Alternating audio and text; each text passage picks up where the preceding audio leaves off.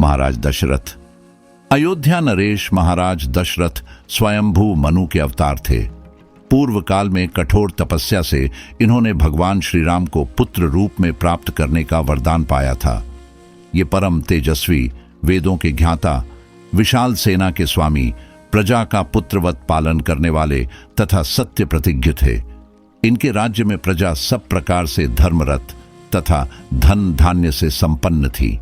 देवता भी महाराज दशरथ की सहायता चाहते थे। देवासुर संग्राम में इन्होंने दैत्यों को पराजित किया था।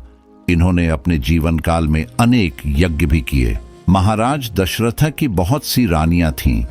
उनमें कौशल्या, सुमित्रा और कैकेयी प्रधान थीं। महाराज की वृद्धावस्था आ गई, किंतु इनको कोई पुत्र नहीं हुआ। इन्होंने अपनी इस समस्या से गुरुदेव वशिष्ठ को अवगत कराया। गुरु की आज्ञा से ऋष्यशृंग बुलाए गए और उनके आचार्यत्व में पुत्रेष्टि यज्ञ का आयोजन हुआ।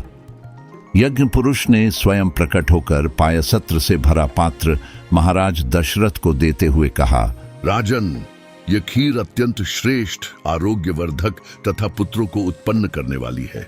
इसे तुम अपनी रानियों को खिला दो। महाराज ने वह खीर कौशल्या, कैकेयी और सुमित्रा में बांटकर दे दिया। समय आने पर कौशल्या के गर्भ से सनातन पुरुष भगवान श्री राम का अवतार हुआ। कैकेयी ने भरत और सुमित्रा ने लक्ष्मण तथा शत्रुघ्न को जन्म दिया। चारों भाई माता पिता के लाड़ प्यार में बड़े हुए। यद्यपि महाराज को चारों ही पुत्र प्रिय थे, किंतु श्री राम पर इनका विशेष स्नेह था। ये श्री राम को क्षण भर के लिए भी अपनी आंखों से ओझल नहीं करना चाहते थे। जब विश्वामित्र जी यज्ञ रक्षार्थ श्री राम लक्ष्मण को मांगने आए, तो वशिष्ठ के समझाने पर बड़ी कठिनाई से ये उन्हें भेजने के लिए तैयार हुए। अपनी वृद्धावस्था को देखकर महाराज दशरथ ने श्री राम को युवराज बनाना चाहा। मंथरा की सलाह से कैकेयी ने अपने पुराने 2 वरदान महाराज से मांगे। एक में भरत को राज्य और दूसरे में श्री राम के लिए 14 वर्षों का वनवास।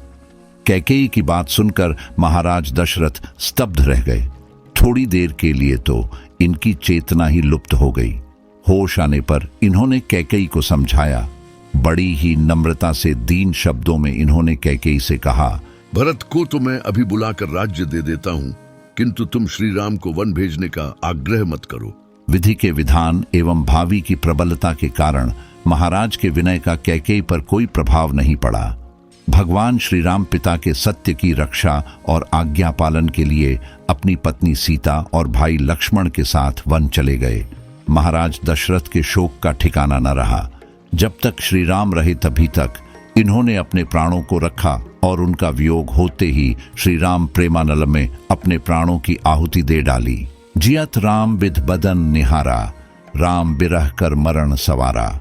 महाराज दशरथ के जीवन के साथ उनकी मृत्यु भी सुधर गई। श्री राम के वियोग में अपने प्राणों को देकर इन्होंने प्रेम का एक अनोखा आदर्श स्थापित किया। महाराज दशरथ के समान भाग्यशाली और कौन होगा, जिन्होंने अपने अंत समय में राम राम पुकारते हुए अपने प्राणों का विसर्जन किया।